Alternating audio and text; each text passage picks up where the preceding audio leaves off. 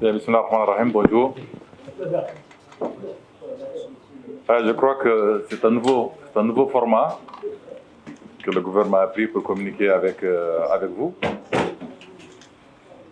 Après la présentation d'un document important au Conseil des ministres, j'ai eu hier l'insigne honneur de présenter au Conseil des ministres 3 projets de décrets, tous relatifs à l'application de la loi numéro 2021-24 du 29 décembre 2021. Vous le savez, en fin de l'année dernière, le gouvernement avait adopté un projet de loi relatif au système de passation de marché en Mauritanie. Il était question alors de réviser la loi 2010-044 qui encadrait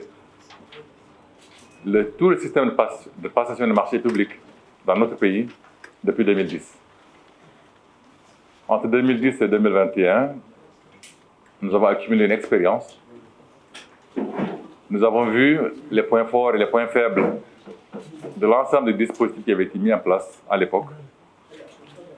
Il avait été convenu que pour améliorer encore la performance du système de passation de marché public en Mauritanie, il fallait réviser la loi. On ne pouvait pas seulement, avec des décrets, arriver à l'objectif que le gouvernement voulait se fixer. C'est ainsi que le Parlement a approuvé et le président de la République a promulgué une nouvelle loi le 29 décembre dernier qui encadre l'ensemble du processus de passation de marché public. Hier, le gouvernement a approuvé 3 projets de décret d'application de cette nouvelle loi. Un projet de décret relatif aux procédures de passation de marché public, un projet de décret relatif à l'organisation et au fonctionnement de l'autorité de régulation des marchés publics, et un 3e projet de décret relatif à l'organisation et au fonctionnement de la Commission nationale de contrôle des marchés publics. Je voudrais vous dire quelques mots sur l'ensemble de ces dispositifs. D'abord, quel était l'objectif de tout cela? L'objectif, disons pour être très simple, l'objectif est triple. Le premier, celui sur lequel une importance particulière a été accordée, c'est améliorer la célérité et la transparence de tout le processus de passation de marché public. Vous le savez, l'exécution des projets de l'État, l'activité de l'État, en dehors du fonctionnement courant, passe par la mise en œuvre, par la contractualisation de l'État. Le système de passation de marché public est essentiel, est au cœur du fonctionnement et des performances de l'État. Donc le premier objectif, celui qui a été extrêmement important, c'est améliorer la célérité tout en conservant et en améliorant la transparence dans la gestion des marchés publics.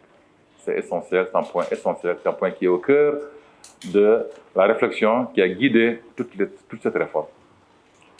Le deuxième objectif, c'est d'améliorer l'impact des marchés publics dans l'économie nationale. Améliorer l'impact économique. Améliorer l'impact économique en permettant, autant que faire se peut, les petites et moyennes entreprises mauritaniennes d'accéder au marché financé par l'État. La commande publique dans tous les pays du monde joue un rôle essentiel dans le développement du pays, dans l'activité économique du pays.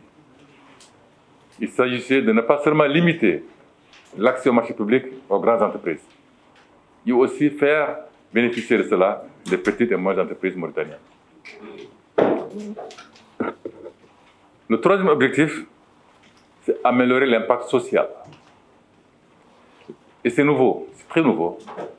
Faire en sorte que dans le cadre de la promotion de l'économie sociale et solidaire, faire en sorte que les GIE, que les coopératives, que les associations féminines, que les handicapés, que les jeunes, que les artisans, eux aussi, puissent, dans certaines conditions, accéder à la commande publique, avoir des marchés financés par l'État. Donc, c'était ça les trois objectifs essentiels de cette réforme qui se matérialise maintenant par ces trois décrets qui ont été pris. Comment on compte le faire? Particulièrement au sujet du premier objectif, améliorer la célérité et la transparence. En responsabilisant chacun des acteurs du processus de passation de marché public. En responsabilisant chacun des acteurs. Dans le système que nous connaissons depuis 10 ans, ou un peu plus de 10 ans, la responsabilité est diffuse. Elle est diffuse entre l'autorité contractante, entre les organes de contrôle et les adjudicataires de contrat. Ici, il s'agit de responsabiliser chacun. Chacun prendra ses responsabilités de façon claire et transparente vis-à-vis de l'autorité publique, vis-à-vis de l'opinion publique. Il s'agit donc de responsabiliser l'autorité contractante, parce qu'il sera désormais l'ultime décideur des marchés qui le concernent. Il sera donc responsable des engagements pris au Parlement sur les budgets, les engagements pris vis-à-vis du chef de l'État sur les priorités, les projets à réaliser, sur les délais, sur le calendrier. Il sera responsable de la transparence des décisions qu'il aura prises. Il sera responsable de la qualité de l'exécution des projets qui auront été adjugés dans son département. Responsabiliser l'autorité contractante. L'autre acteur important, c'est responsabiliser les adjudicataires des contrats, les adjudicataires des marchés, que ce soit des marchés de travaux, des marchés de fournitures, des marchés de services. Il faut responsabiliser cela. En faisant quoi?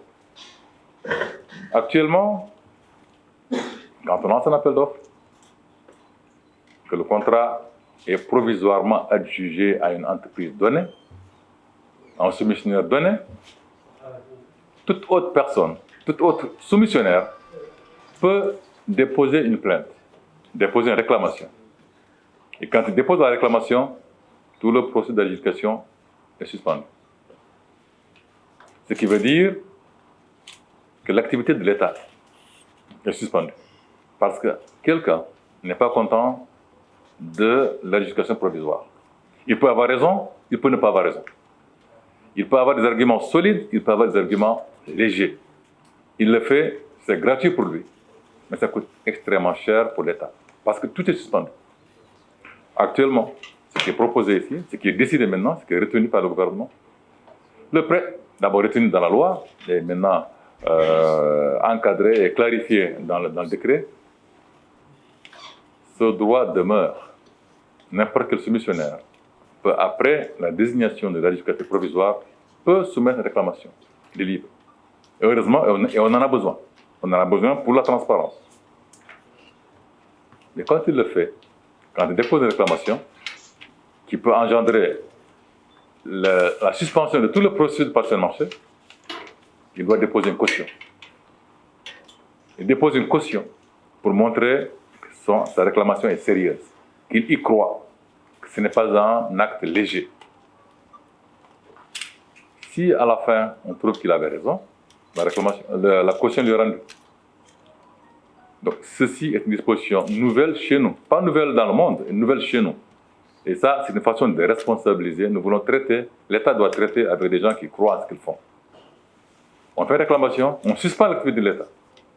Mais il faut déposer une caution pour cela. Les pénalités de retard ont été légèrement revues pour être harmonisées avec ce qui se passe dans notre région. Nous souffrons beaucoup, l'État souffre beaucoup des retards accumulés dans l'exercice, dans la mise en œuvre des contrats adjugés. Il est proposé de passer de 7% à 10%. Ce n'est pas révolutionnaire, mais c'est un signal très fort et aussi harmonisé avec ce qui se fait dans la sous-région. Donc il s'agit de responsabiliser ces deux grands acteurs du processus de passation de marché. L'autorité contractante et les adjudicateurs des marchés publics. Mais voyez-vous, quand on responsabilise, quand on donne des responsabilités supplémentaires aux acteurs, je pense surtout aux acteurs publics, il faut leur donner les moyens. Il faut leur donner les moyens d'assumer leurs responsabilités. C'est pour cela que la loi le prévoyait, le décret le confirme et le précise. L'autorité de régulation des marchés publics sera dotée de ressources supplémentaires, de moyens financiers qui lui permettront de mieux former le personnel, tous les agents qui travaillent avec les commissions départementales de marchés publics. Ils seront mieux formés, c'est ce qui est prévu. Ils auront les ressources pour cela. Ils disposeront d'une documentation plus complète. Parce que, c'est un terme peut-être un peu technique, mais je le dis quand même, ils disposeront des moyens nécessaires pour élaborer des dossiers d'appel d'offres standards, avec un spectre assez large, de façon à ce que, dans la plupart des marchés publics, on puisse disposer des dossiers d'appel d'offres standards sans avoir à les réinventer, à les rédiger. Donc, donner des moyens supplémentaires. Et aussi, ces ressources supplémentaires à l'autorité doivent permettre de motiver ceux qui s'avéreraient performants parmi les acteurs publics des processus par ce marché public.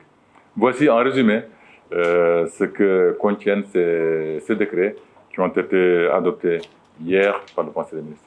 Je vous remercie.